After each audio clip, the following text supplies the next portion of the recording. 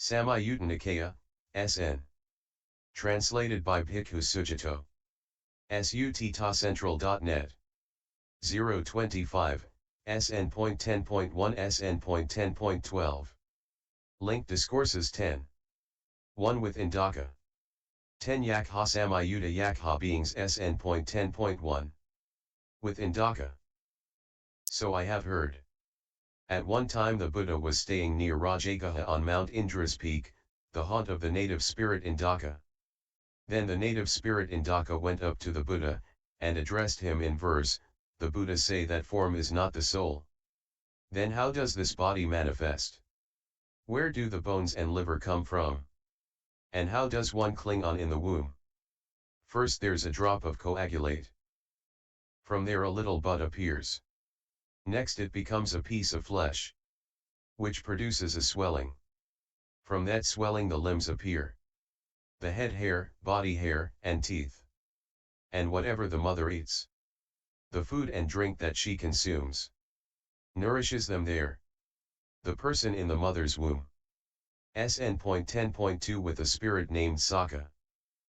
At one time the Buddha was staying near Rajagaha, on the Vulture's Peak mountain. Then a spirit named Sakka went up to the Buddha, and addressed him in verse, "You've given up all ties, and are fully freed. It's not a good idea for you, ascetic, to be instructing others. No matter what the apparent reason why people are together, Sakka. It's unworthy for a wise person to not think of the other with compassion. If you instruct others with a mind clear and confident, your compassion and empathy don't create attachments." SN.10.3 with Spiky. At one time the Buddha was staying near Gaya on the cut stone ledge in the haunt of Spiky the native spirit. Now at that time the native spirits Shaggy and Spiky were passing by not far from the Buddha. So Shaggy said to Spiky, "That's an ascetic." "That's no ascetic, he's a faker. I'll soon find out whether he's an ascetic or a faker." Then Spiky went up to the Buddha and leaned up against his body, but the Buddha pulled away. Then Spiky said to the Buddha, "Are you afraid, ascetic?"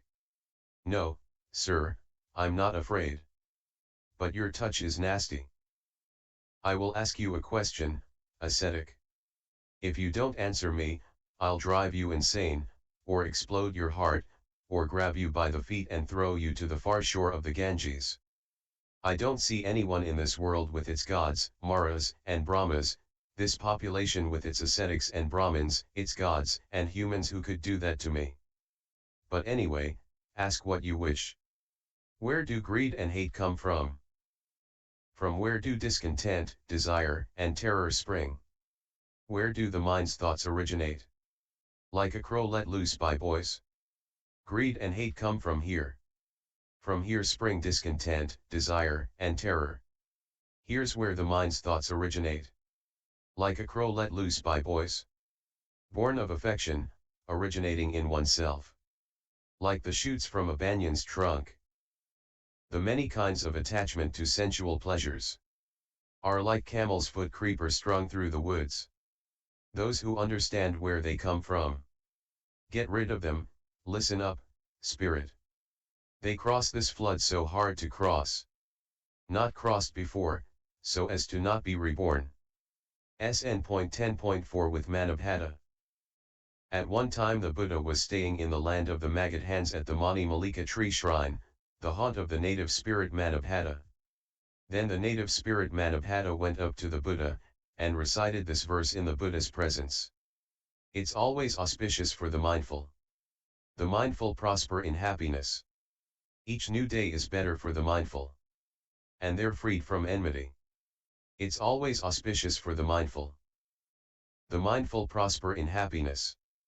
Each new day is better for the mindful, but they're not freed from enmity. But someone whose mind delights in harmlessness, all day and all night, with love for all living creatures, they have no enmity for anyone. SN.10.5 with Sanu. At one time the Buddha was staying near Savatthi in Jeta's Grove, Anathapindika's monastery. Now at that time a certain lay woman had a son named Sanu who had been possessed by a native spirit. And as that lay woman wept, on that occasion she recited these verses. I have heard this from the perfected ones. The native spirits will not mess with anyone who lives the spiritual life by observing the Sabbath, complete in all 8 factors, on the 14th and the 15th days, and the 8th day of the fortnight, as well as on the fortnight of special displays. But now today I see native spirits messing with Sanu. What you heard from the perfected ones is right.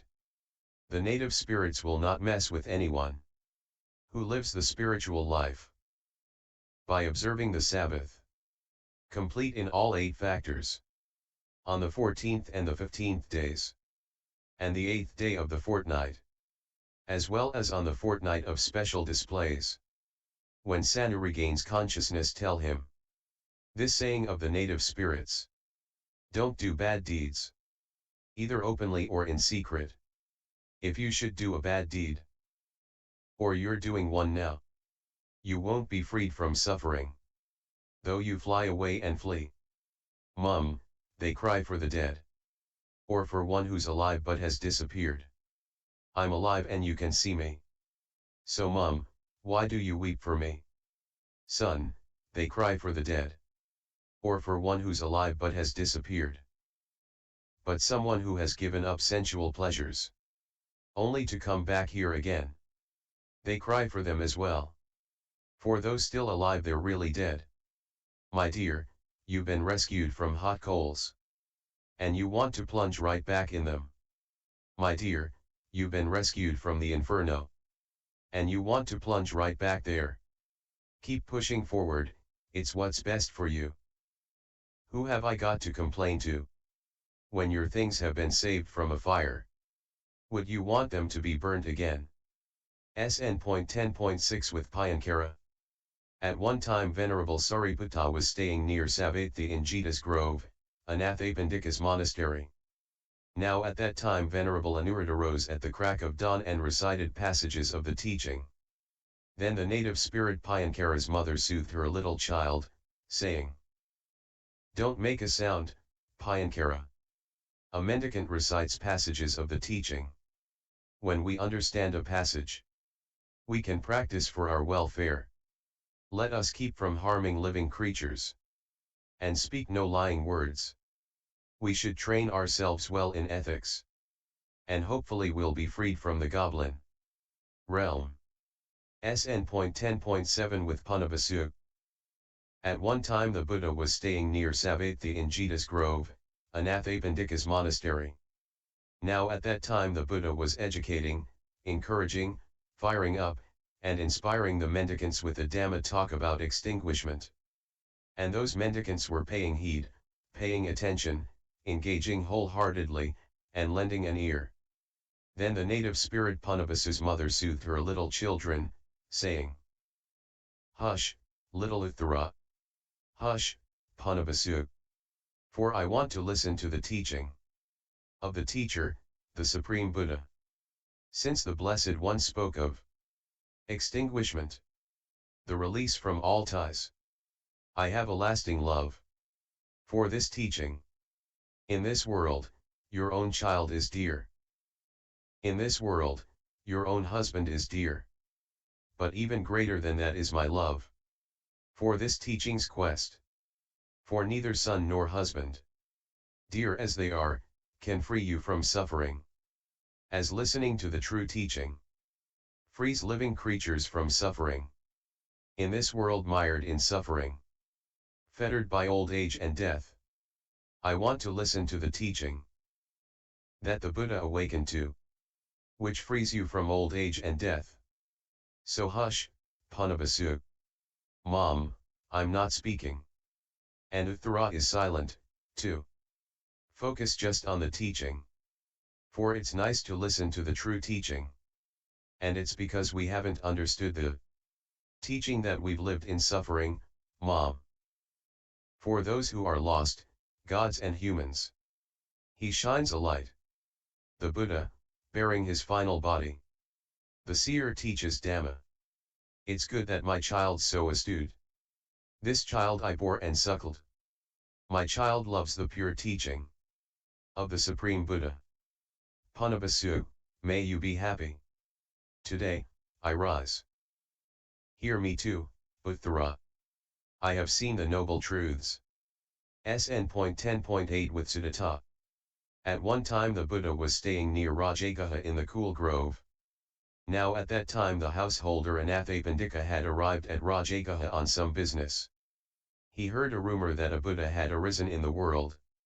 Right away he wanted to go and see the Buddha, but he thought, it's too late to go and see the Buddha today. I'll go and see him tomorrow. He went to bed thinking of the Buddha. During the night he got up 3 times thinking it was morning.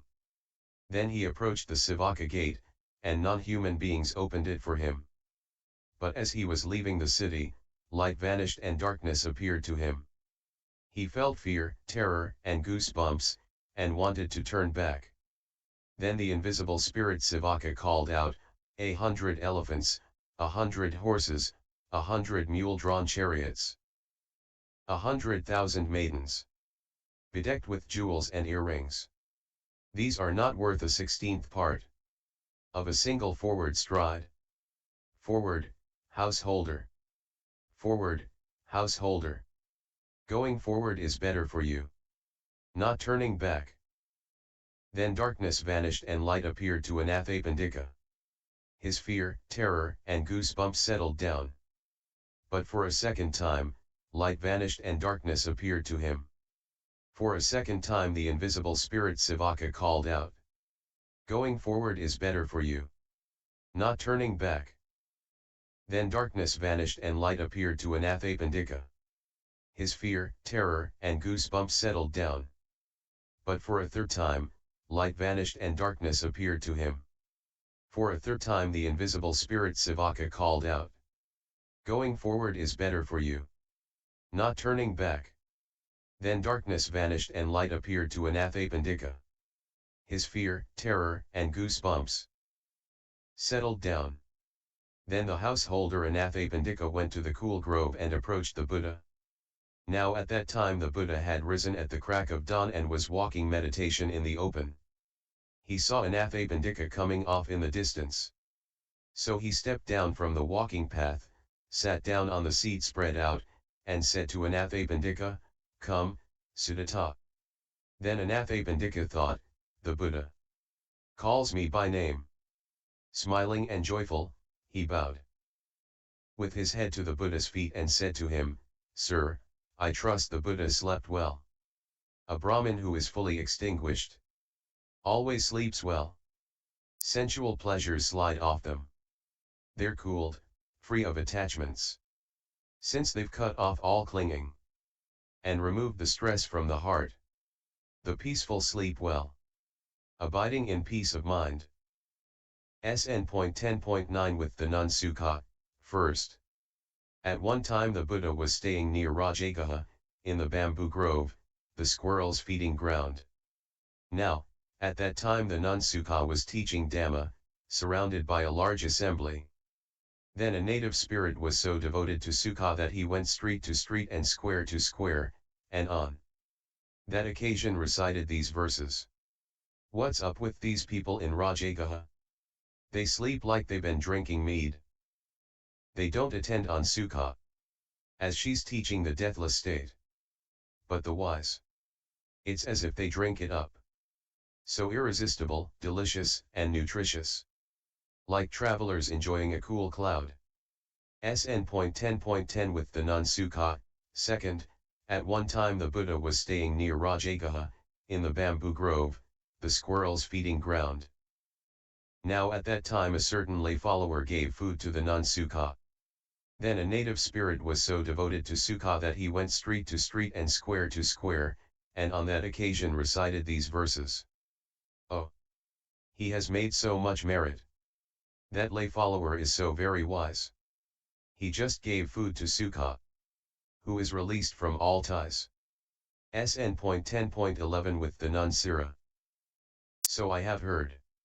At one time the Buddha was staying near Rajagaha, in the bamboo grove, the squirrels' feeding ground. Now at that time a certain lay follower gave a robe to the nun Sira. Then a native spirit was so devoted to Sira that he went street to street and square to square, and on that occasion recited these verses. Oh! He has made so much merit. That lay follower is so very wise. He gave a robe to Sira, who is released from all bonds.